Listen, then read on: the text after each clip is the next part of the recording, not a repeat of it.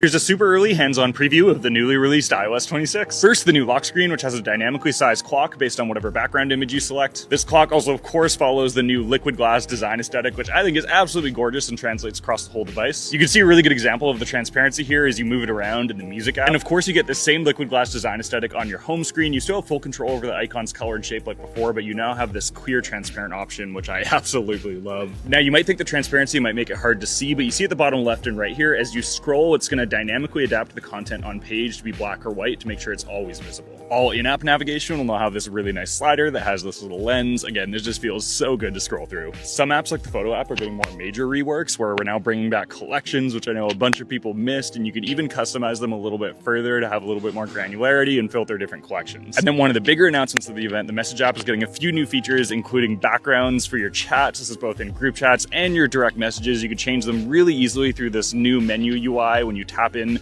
to one of your contacts. And not only are you going to be able to change things like your message background, but there's going to be a few other additional settings here, like this automatically translate feature. This is going to give you the ability to translate seamlessly to another language and you're chatting to somebody. You'll be able to see both your replies and theirs in both languages natively in iMessage. Visual Intelligence, which is Apple's AI image recognition tool, now works through screenshots. Whenever you take a screenshot, you'll now be able to either select something on the page or automatically analyze it using either ChatGPT or native Apple Intelligence. Here's a really great example of that, where you could select this little vase and it's going to pull up options of it. Again, this is all native happening on your phone. This is huge to have at your fingertips. And then one of the most hype features from the event, call screening. Your iPhone's now going to automatically screen calls from unknown numbers. It's basically going to answer the call with an AI voice, ask them who's calling, let them kind of explain themselves, make sure it sounds like a valid call before only then it's going to ring to your phone. You'll be able to see the whole conversation happening in real time and you'll see the message that they left you once they've done it. That's your early look at iOS 26. I'm super hyped for it. Love to hear your guys' thoughts. Thanks for watching, and I'll catch you in the next video.